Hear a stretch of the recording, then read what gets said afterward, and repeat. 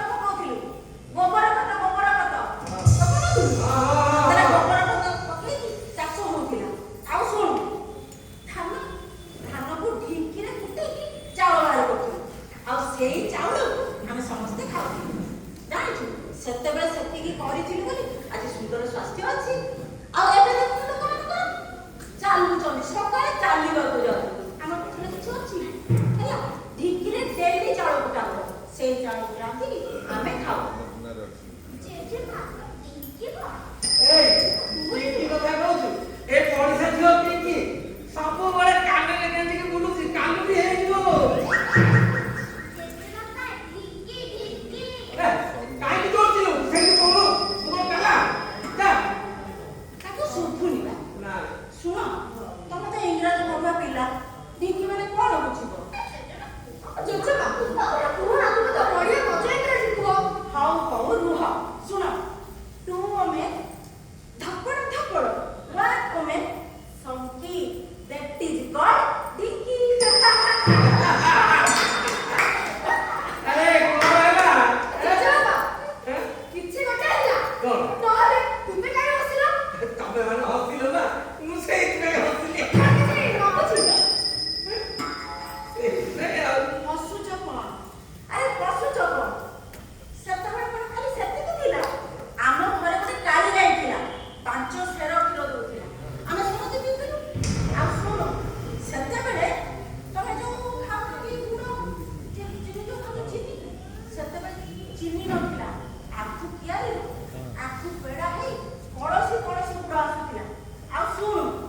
ସେତେବେଳେ ତେଲ ପେଡାରେ ତେଲକୁ ବସୁଥିଲା। ବେଲ ବେଲ କଣ କରୁ ମୁଁ ପିଇନି ପେଟ ଗରମ ହେଇଗଲାଣି। ସୁପୁରି କାहे କକ କହୁଛୁ? ବେଲ କଣ କରୁ? ତେଲ ବୁଝିଲା? ଓ କଣ ଏତେ ଚିଲଉଛୁ କାଇଁ? ତାକୁ ପଚାରି ଖାଲି ତୋଡୁ। ଆହୁରି ଶୁଣ, ବାଡ଼ି ବଗିଚାରୁ ପନିପରିବା, ଶାଗ, ମୁଗ ସବୁ ବାହାରୁଥିଲା। ପଣସ, ଆମ୍ବ, ପିଜୁଳି ସବୁ ଧରାଯାଏ। ଆଉ ଶୁଣ, ଗଡ଼ିଆରେ ମାଛ ଧରାଯାଏ। ଗଡ଼ିଆରେ ମାଛ ଆମେ ଖାଉଥିଲୁ।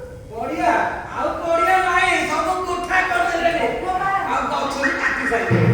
ବଢିଆ ଖୋଜୁଛୁ ଆଉ କଣ ଯାଇ ଗଡ଼ିଆ ନୁହେଁ, ଗଡ଼ିଆ। ବଢିଆ ବୁଝିଲା? ହଁ ଗଡ଼ିଆ ଗଡ଼ିଆ ମାଛ। ଚାଲ କାନୁନ ମତେ ଚାଲା କରିଦୁ। କିଛି ସୁଖ ଲାଗିଲା।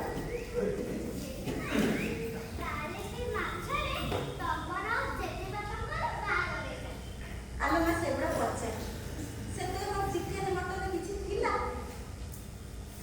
ଆମ ବାହାଘରରେ ଘରେ ହୋଇଥିଲା। ଏଠିକା ଆ ଶୁଣୁ, ବାହାଘର ଘରେ ହୁଏ, ମଣ୍ଡପରେ ହୁଏନି ବା। ଆଉ ସେଇଥିରେ ମାଛ ଇଏରେ ଚାଲିଥିଲା। ଜେଜେମା, ତୁମର ଜେଜେବାପାଙ୍କ ସହିତ ରିଙ୍ଗ ସେରିମନି ଏନ୍ଗେଜମେଣ୍ଟ କେମିତି ହୋଇଥିଲା? ବୁଢୀ ହେଲେଣି କୁହ ଯଦି ଭାବେ ଲାଜ ସବୁ କିଛି ରଖ। ଆଲୋ ବାପା ଶୁଣ, ବାହାଘର ପୂର୍ବରୁ ତ ଜେଜେବାପାଙ୍କୁ ମୁଁ ଦେଖିଲି, ସିଏ ବି ମତେ ଦେଖିନଥିଲେ। ବୁଝିଲି? ମୋ ଶ୍ୱଶୁର ଗାଁ ଲୋକ କିଛି ଧରିଲେ, ବନ୍ଧୁବର୍ଗକୁ ଧରିଲେ, ଆମ ଘରକୁ ଗଲେ। ଶୁଣ, ସେଇଠି ବାହାଘର ପକ୍କା। ଗାଁ ଖତ ମୋ ଛୁଆ ଦେଇଦେଲେ, ବାହାଘର କାମ କଲେ।